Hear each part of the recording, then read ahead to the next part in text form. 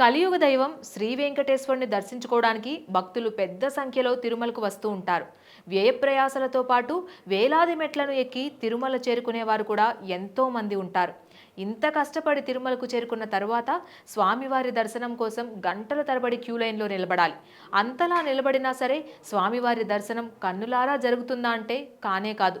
ఒక్క క్షణం ఆ స్వామిని చూస్తే చాలు హమ్మయ్య అనుకుంటాం. ఆ ఒక్క క్షణం కోసమే ఇన్ని ప్రయాసలు, ఎన్ని లక్షల మంది భక్తులు, ఇంత ఏర్పాట్లు.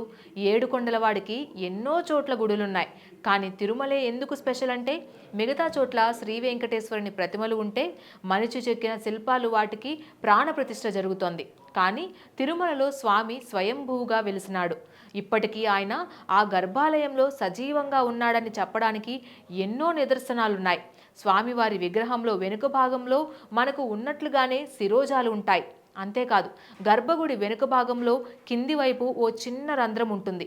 ఆ రంధ్రం వద్ద చెవులు పెట్టి ఏకాగ్రతతో వింటే మనకు వెంకటేశ్వర స్వామి మాట్లాడుతున్న శబ్దాలు కూడా వినిపిస్తాయి. చాలా జాగ్రత్తగా గమనించినప్పుడు మనకు ఈ అంశాలు బోధపడతాయి.